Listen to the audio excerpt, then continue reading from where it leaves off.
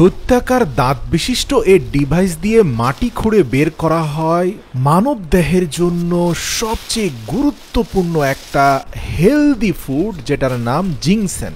এটা চীন এবং কোরিয়াতে সবচেয়ে বেশি উৎপাদন হয়। প্রিয় দর্শক, সেখানে এমনকি এই যে আপনারা ছোট্ট একটা জুসের প্যাকেট দেখতে পাচ্ছেন, যেটার উপরে কেচি দিয়ে কাটার পরে কাপে নেওয়া হচ্ছে, এই 1 কাপ ফ্রেশ জিনসেন জুসের প্যাকেট আপনি সুপার শপে পেয়ে যাবেন। তো আজকের এই ভিডিওতে আমরা আপনাদেরকে একেবারে জিনসেন কোথা থেকে উৎপাদন হয়, কিভাবে উৎপাদন হয়, কারা উৎপাদন করে, এটার টোটাল প্রক্রিয়াটা দেখাবো। এছাড়া জিনসেন সম্পর্কে আমাদের অনেকেরই কিছু ভুল ধারণা আছে। আসলে জিনসেন কেন খাওয়া উচিত?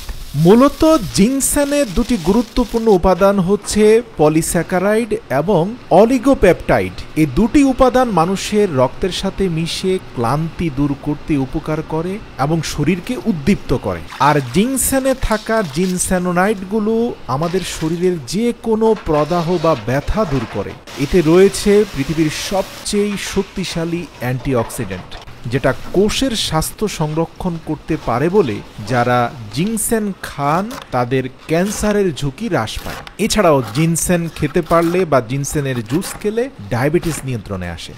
দর্শক, আপনারা দেখতে পাচ্ছেন যে একটা শাবলের মাধ্যমে মাটি খুঁড়ে খুঁড়ে উর্বর মাটির ভেতর থেকে এই মূলগুলো সংগ্রহ করছে। দেখতে কিছুটা সাদা বর্ণের। তো এই যে চিকন জিনসেনের মূল, আপনি জেনে অবাক হবেন এইটার বয়স কিন্তু 4 থেকে 5 বছর। আর এই কারণে জিনসেনের দাম অনেক বেশি, কারণ এটা উৎপাদন হতে অনেক সময় নেয়। 4-5 বছর পরে আপনি যে মূলটা সংগ্রহ করতে পারবেন। তো এই ময়লা আবর্জনা সমৃদ্ধ জিনসেনগুলোর মূল সংগ্রহ করে একটা স্বয়ংক্রিয় ওয়াশিং প্যানেলের মধ্যে রাখা হয়। সেখানে অনবরত পানি দেওয়া হয় তীব্র পানির প্রেসারে, এবং ঘূর্ণয়নের ফলে মূলে থাকা মাটি, ময়লা আবর্জনা সব পরিষ্কার হয়ে ধুয়ে মুছে সাফ হয়ে যায়। আপনি দেখতে পাচ্ছেন যে একবারে চকচকে সাদা হয়ে গিয়েছে মূলগুলো। তো এবার এই মূলগুলোকে দ্বিতীয় বা তৃতীয় ধাপে ধুয়ে পরিষ্কার করে এগুলোকে শুকানোর জন্য একটা বৃহৎ আকারের ওভেন রুমের মধ্যে ঢুকানো হবে, এবং সেটাকে ভালোভাবে আটকে দিয়ে দীর্ঘ সময় ধরে সেটাকে স্বয়ংক্রিয়ভাবে পরিচালিত করে এর ভেতরে থাকা ওয়াটার সাবস্টেন্স বা পানির পরিমাণ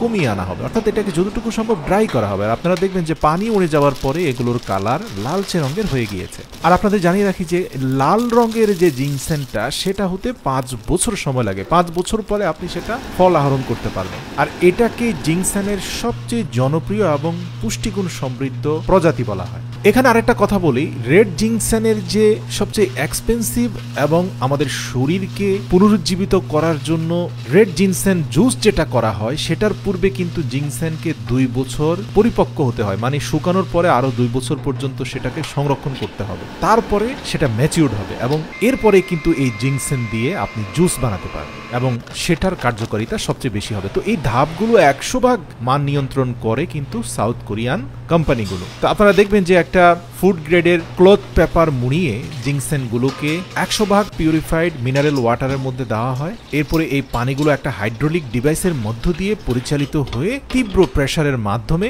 সেখান থেকে জিনসেন এক্সট্রাক্ট বা জিনসেনের জুসটা বের করে নেওয়া হয়। তো এই যে মাঝারি সাইজের প্যাকেটগুলো, এখানে প্রত্যেকটা প্যাকেটে 80 ml বা 80 গ্রাম করে জুস রয়েছে, যেটা একটা মানুষের জন্য পর্যাপ্ত। এর বেশি খেলে পেট খারাপ হওয়ার সম্ভাবনা আছে, কেননা এটা অত্যন্ত পাওয়ারফুল একটা জুস। আর এর জন্য এক প্যাকেটে 80 মিলিগ্রামের বেশি জুস দেওয়া হয় না। তো কোরিয়াতে দেখা যায় যে এগুলোকে খুব চমৎকারভাবে প্যাকেজিং করা হয়, কারণ মানুষ উপহার হিসাবে বিভিন্ন ঘরে এগুলোকে নিয়ে যায়। তো প্যাকেটের যে কোনো কোনাকে কেচি দিয়ে কেটে কাপে ঢেলে অত্যন্ত স্বাস্থ্য উপকারিতা সম্পন্ন ফুললি নিউট্রিশাস এই ড্রিঙ্কটা কোরিয়ানরা উপভোগ করে থাকে। প্রিয় দর্শক, ভিডিওটি প্রিয়জনদের দেখাতে অবশ্যই আপনার আইডিতে শেয়ার করবেন।